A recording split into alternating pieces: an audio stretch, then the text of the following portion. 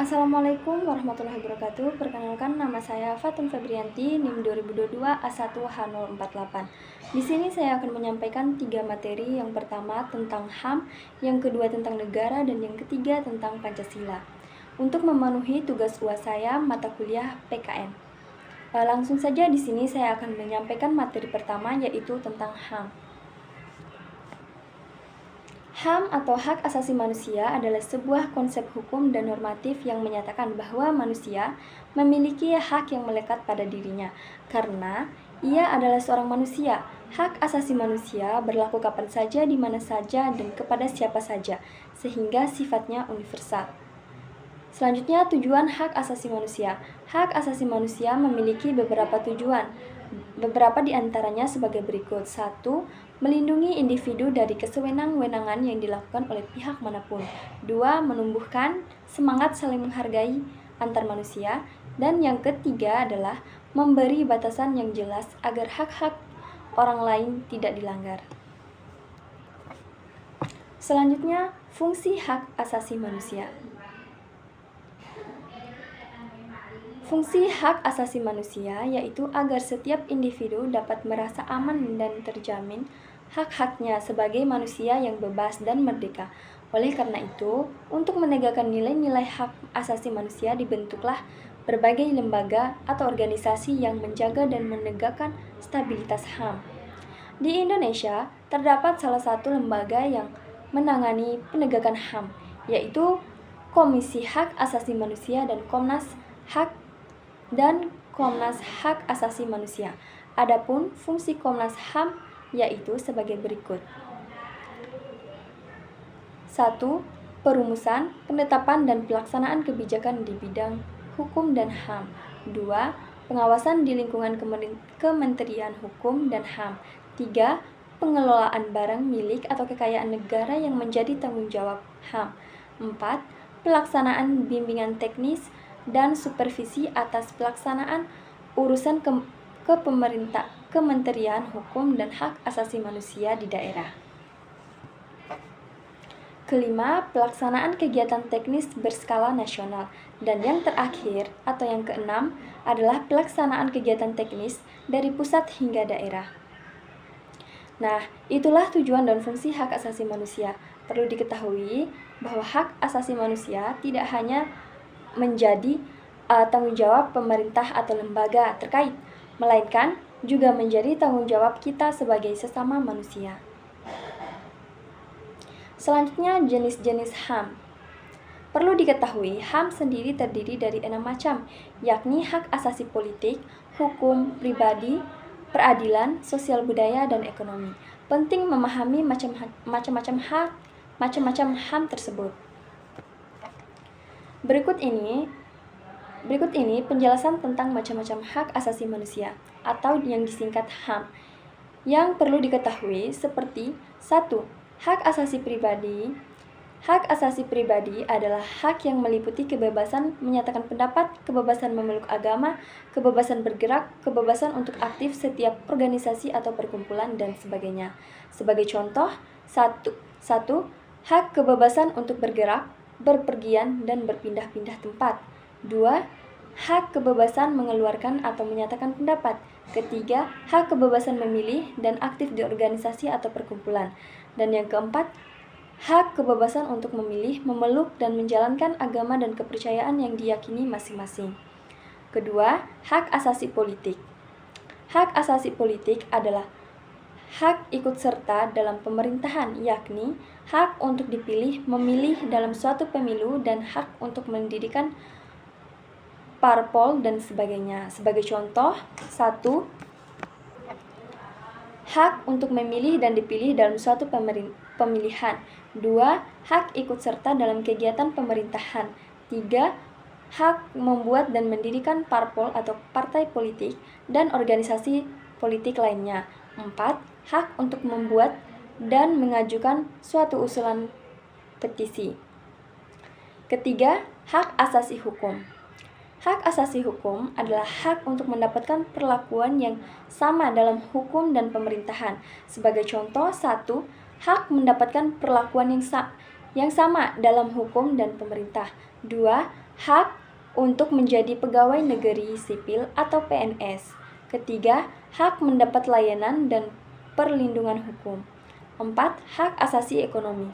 Hak asasi ekonomi adalah hak untuk memilih, membeli dan menjual, serta memanfaatkan sesuatu. Sebagai contoh, 1. Hak kebebasan melakukan kegiatan jual beli. 2. Hak kebebasan mengatakan perjanjian kontrak. Dan yang ketiga, hak kebebasan menyelenggarakan sewa, menyewa, utang piutang, dan lain-lain. Yang kelima, hak asasi peradilan. Hak asasi peradilan adalah hak untuk mendapatkan perlakuan tata cara peradilan dan perlindungan. 1. Mendapat pembelaan hukum di pengadilan. 2. Hak persamaan atau perlakuan penggeledahan, penangkapan, penahanan, dan penyelidikan di mata hukum.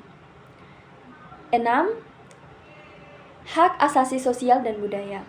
Hak asasi sosial dan budaya adalah hak yang menyangkut dalam masyarakat yakni untuk memilih pendidikan, hak untuk mengembangkan kebudayaan, dan sebagainya. Sebagai contoh, 1. Hak untuk mendapatkan pendidikan yang layak. 2. Hak untuk mendapat pelajaran. 3. Hak untuk memilih menentukan pendidikan. 4. Hak untuk mengembangkan bakat dan minat. Dan yang kelima, hak untuk mengembangkan hobi atau sebagainya. Nah, sekarang apa saja sih contoh hak asasi manusia? Berikut contoh kewajiban hak asasi manusia. 1. Hak atas hidup. 2. Hak atas kemerdekaan dan kebebasan. 3. Hak atas keadilan dan perlakuan sama. 4. Hak atas privasi dan perlindungan data pribadi. 4. Hak atas pendidikan. 5. Hak atas kesehatan. 6. Hak atas pekerjaan dan upah layak. Dan yang terakhir, hak asasi kebebasan beragama. Dan selanjutnya yaitu materi kedua tentang negara. Apa sih negara? Negara adalah organisasi kekuasaan yang berdaulat dengan tata pemerintah yang melaksanakan tata tertib atas orang-orang di daerah tertentu dan memiliki kekuasaan tertinggi yang sah dan ditaati oleh rakyatnya. Adapun unsur-unsur negara. 1. Penduduk. Penduduk merupakan warga negara yang memiliki tempat tinggal dan juga memiliki kesepakatan diri untuk bersatu. 2. Warga negara. Warga negara adalah pribumi atau penduduk asli Indonesia dan penduduk negara yang sedang berada di Indonesia untuk tujuan tertentu. 3. Wilayah. Wilayah adalah daerah tertentu yang dikuasai atau menjadi teritorial dan sebuah kedaulatan. Wilayah merupakan satu di antara unsur pembentuk negara yang paling utama. Wilayah terdiri dari darat, udara, serta lautan. Keempat, pemerintah. Pemerintah merupakan unsur yang memegang kekuasaan untuk menjalankan roda pemerintahan. Yang kelima, kedaulatan. Kedaulatan adalah kekuasaan tertinggi yang untuk membuat undang-undang dan melaksanakannya dengan semua cara. Dan yang terakhir, pengakuan negara lain. Selain unsur pokok di atas, masih ada unsur tambahan disebut unsur deklaratif, yaitu berupa pengakuan dari negara lain. Unsur negara tersebut di atas merupakan unsur negara dari segi hukum, tata negara, atau organisasi negara. Selanjutnya, fungsi negara. 1. Fungsi pertahanan dan keamanan. Negara wajib melindungi unsur negara atau rakyat wilayah dan pemerintah dari segala ancaman, hambatan, dan gangguan, serta tantangan lain yang berasal dari internal atau eksternal. 2. Fungsi keadilan. Negara wajib berlaku adil di muka hukum tanpa ada diskriminasi atau kepentingan tertentu. Jadi setiap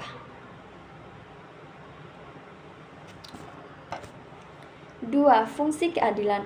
Negara wajib berlaku adil di muka hukum tanpa ada diskriminasi atau kepentingan tertentu. Jadi, setiap orang yang melakukan tindakan melanggar hukum harus dihukum tanpa melihat kedudukan dan jabatan. Ketiga, fungsi pengaturan dan keadilan. Negara membuat peraturan perundang-undangan untuk melaksanakan kebijakan dengan ada landasan yang kuat untuk membentuk tatanan kehidupan bermasyarakat, berbangsa, dan juga bernegara. 4. Fungsi kesejahteraan dan kemakmuran. Negara bisa mengeksplorasi sumber daya alam yang dimiliki untuk meningkatkan kehidupan masyarakat agar lebih makmur dan sejahtera. Selanjutnya, tujuan negara. Jadi, dapat dikatakan tujuan negara. Miriam Budharjo 2010 menyatakan bahwa negara dapat dipandang sebagai asosiasi manusia yang hidup dan bekerja sama untuk mengejar beberapa tujuan bersama. Jadi, dapat dikatakan bahwa tujuan akhir setiap negara adalah menciptakan kebahagiaan bagi rakyatnya. Sedangkan tujuan negara Indonesia tertulis dalam pembukaan Undang-Undang Dasar 1945, alinea ke-4. Dalam pembukaan Undang-Undang Dasar 1945, alinea ke-4 tersebut, tujuan negara Indonesia ialah melindungi segenap bangsa dan seluruh tumpah darah Indonesia, memajukan kesejahteraan umum, mencerdaskan kehidupan bangsa, dan ikut melaksanakan ketertiban dunia. Selanjutnya, bentuk-bentuk negara. 1. Negara kesatuan atau unitaris. Indonesia merupakan satu di antara negara yang menganut bentuk negara kesatuan. Itulah mengapa Indonesia sering disebut dengan Negara Kesatuan Republik Indonesia atau NKRI. Negara kesatuan adalah negara yang pemerintahan tertingginya dilakukan oleh pemerintah pusat yang memberlakukan aturan berdasarkan undang-undang yang berlaku.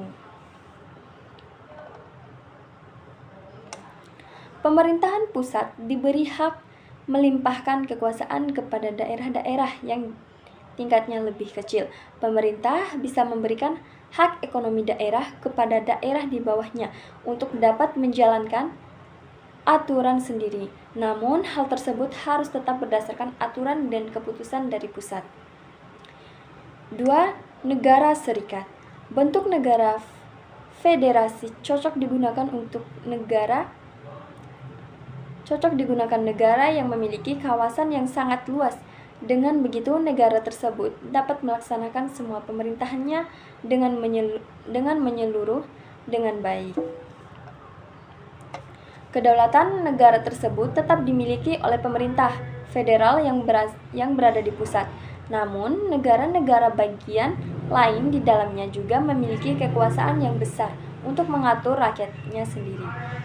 Hal ini tentunya merupakan kekuasaan yang lebih besar daripada daerah yang ada di negara kesatuan. Kondisi tersebut membuat negara federasi lebih mudah dalam mengatur pemerintahannya. Hal itu karena kekuasaan dan kewajiban langsung dibagikan kepada negara bagian di dalamnya. Negara federasi ini dikenal dengan nama bentuk negara serikat.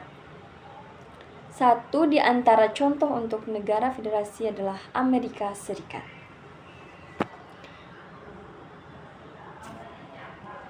Nah, sekarang masuk kepada materi Pancasila atau materi terakhir. Pancasila adalah dasar negara Indonesia. Nama ini terdiri dari dua kata dari bahasa Sanskerta. Panca berarti 5 dan sila berarti prinsip atau asas. Pancasila merupakan rumusan dan pedoman kehidupan berbangsa dan bernegara bagi seluruh rakyat Indonesia. Sebagai dasar negara, Pancasila memiliki kedudukan yang istimewa dalam sistem hukum dan tatanan pemerintahan Indonesia. Pancasila sebagai ideologi negara dan menjadi landasan utama bagi penyusunan konstitusi Indonesia, yaitu Undang-Undang Dasar Negara Republik Indonesia atau Undang-Undang Dasar atau UUD NRI 1945. Selanjutnya, sebagai pandangan hidup. Pancasila adalah pandangan filosofis yang mengandung nilai-nilai moral, etika, dan sosial yang menjadi pedoman bagi kehidupan individu dan masyarakat Indonesia. Sebagai dasar negara, Pancasila merupakan pijakan utama bagi penyusunan konstitusi dan sistem pemerintahan Indonesia. Selanjutnya, fungsi dan kedudukan Pancasila. Berikut 5 sila dalam Pancasila. Ketuhanan yang Maha Esa, kemanusiaan yang adil dan beradab, persatuan Indonesia, kerakyatan yang dipimpin oleh hikmat kebijaksanaan dalam permusyawaratan perwakilan. Selanjutnya, fungsi dan kedudukan Pancasila. Berikut 5 sila dalam Pancasila. Ketuhanan yang Maha Esa, kemanusiaan yang adil dan beradab, persatuan Indonesia, kerakyatan yang dipimpin oleh hikmat kebijaksanaan dalam permusyawaratan perwakilan, keadilan sosial bagi seluruh rakyat Indonesia. Adapun fungsi dan peranan Pancasila. Berikut 5 fungsi dan peranan Pancasila. 1. Pancasila sebagai dasar negara. Sebagai dasar negara, Pancasila merupakan fondasi bagi tegaknya bangsa Indonesia. Semakin kokoh pengamalan Pancasila dalam bernegara, maka semakin kokoh pula berdirinya bangsa Indonesia. 2. Pancasila sebagai pandangan hidup bangsa. Sebagai pandangan hidup bangsa, Pancasila adalah kristalisasi dari pengamalan hidup dalam sejarah panjang bangsa Indonesia yang telah membentuk karakter, perilaku, etika, tata nilai, dan norma yang telah membentuk menjadi pandangan hidup bangsa. Yang ketiga, Pancasila sebagai sumber dari segala hukum. Pancasila berfungsi sebagai sumber hukum yang mengatur tata kelola berbangsa dan bernegara serta menjadi acuan dalam merumuskan aturan dan hukum yang berlaku di Indonesia. Keempat, Pancasila sebagai kepribadian bangsa. Bangsa Indonesia memiliki watak, karakter, dan perilaku yang mencerminkan nilai-nilai Pancasila.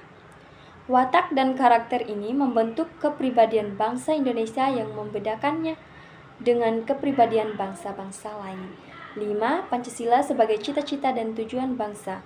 Pancasila memiliki fungsi sebagai cita-cita dan tujuan bangsa karena Pancasila memberikan arah dan tujuan hendak dibawa kemana bangsa dan negara Indonesia. Selain itu, Pancasila merupakan alat pemersatu bangsa. Tujuan tersebut adalah mewujudkan masyarakat Indonesia yang merdeka, bersatu, berdaulat, adil, dan makmur, baik material atau spiritual, berdasarkan Pancasila. Hal ini juga tertuang dalam pembukaan Undang-Undang Dasar 1945. Nah, selanjutnya, lambang Pancasila. Lambang Pancasila adalah burung Garuda dengan 5 perisai yang melambangkan setiap silanya, mulai dari sila pertama hingga sila kelima. Berikut ini arti lambang Pancasila, makna dan bunyinya. Arti lambang Garuda Pancasila. Lambang Garuda Pancasila merupakan lambang negara yang terdiri atas kumpulan lambang-lambang yang memiliki arti dan makna tersurat maupun tersirat. Berikut adalah 1. Burung Garuda. Lambang Pancasila adalah Garuda Pancasila yang berwujud burung Garuda. Burung Garuda merupakan raja dari segala burung yang juga dikenal sebagai burung sakti elang Raja Wali. Burung Garuda melambang kekuatan dan gerak yang dinamis yang terlihat dari sayapnya yang mengembang setiap terbang ke angkasa. Dengan sayapnya yang mengembang siap terbang ke angkasa, melambangkan dinamika dan semangat untuk menjunjung tinggi nama baik bangsa dan negara Indonesia. 2. Cengkeraman kaki burung Garuda. Kedua kaki burung Garuda yang kokoh mencengkeram pita putih yang bertuliskan seloka yang berfungsi Bhinneka Tunggal Ika. Seloka ini diambil dari buku-buku Seto karangan Empu Tantular. Bhinneka Tunggal Ika berarti berbeda-beda tetapi satu jua. Slogan ini memiliki kekuatan bangsa Indonesia yang memiliki perbedaan suku, agama, budaya, dan sebagainya. 3. Warna emas. Warna pokok dari burung Garuda adalah kuning emas. Warna kuning emas melambangkan keagungan. Bangsa Indonesia senantiasa menjunjung tinggi martabat bangsa yang bersifat agung dan luhur. 4. Jumlah bulu. Jumlah bulu yang berada pada Garuda Pancasila terkait dengan kelahiran negara kesatuan Republik Indonesia diantaranya 1. 1. 1 Jumlah bulu yang berada pada Garuda Pancasila terkait dengan kelahiran negara kesatuan Republik Indonesia diantaranya 2. 2 Jumlah bulu yang berada pada Garuda Pancasila terkait dengan kelahiran negara kesatuan Republik Indonesia diantaranya Bulu pada sayap kanan dan kiri masing-masing berjumlah 17 helai atau menunjukkan tanggal 17. Bulu ekor berjumlah 8 helai menunjukkan bulan 8 atau Agustus. Di bawah kalung perisai yang menghubungkan dengan ekor terdapat bulu berjumlah 19 dan bulu pada leher berjumlah 45, menunjukkan angka tahun 1945. Angka-angka yang menunjuk tanggal 17 Agustus 1945 ini bermakna historis untuk membangun proses penyadaran bagi setiap warga negara Indonesia agar menghargai waktu dan selalu mengingat sejarahnya. 5. Perisai. Perisai merupakan lambang perjuangan dan perlindungan karena perisai sering dibawa ke medan perang oleh para prajurit untuk melindungi diri dari serangan musuh.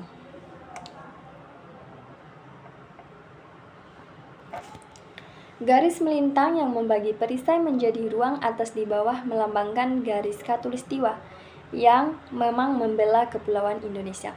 Perisai yang merupakan lambang perjuangan dan perlindungan ini terbagi atas 5 bagian yang masing-masing melambangkan sila-sila dalam Pancasila.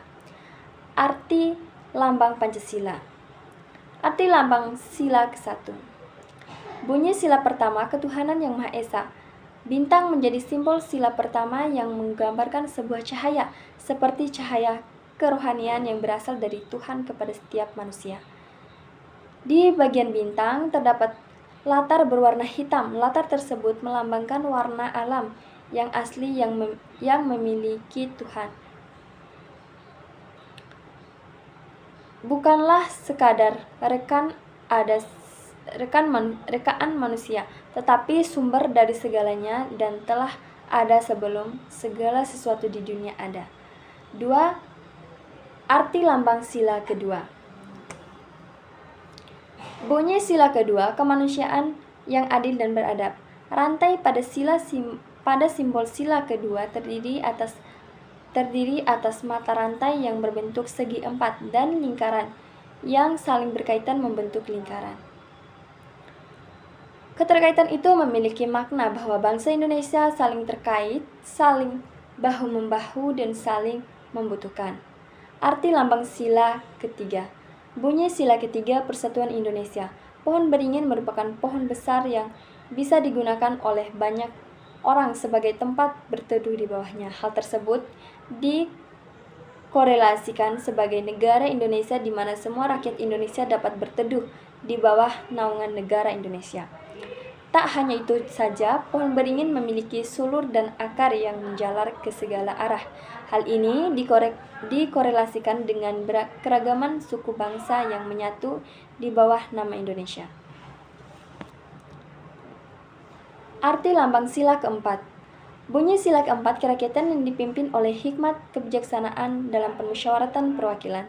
Kepala banteng memiliki filosofi sebagai hewan sosial yang suka berkumpul, seperti halnya musyawarah, di mana orang-orang berdiskusi untuk melahirkan suatu keputusan. Arti lambang sila kelima. Bunyi sila kelima, keadilan sosial bagi seluruh rakyat Indonesia. Lambang padi dan kapas merupakan simbol pangan dan sandang yang menyiratkan makna bahwa syarat utama negara yang adil ialah yang bisa mencapai kemakmuran untuk rakyatnya secara merata. Nah, itulah arti lambang Pancasila beserta makna dan bunyinya.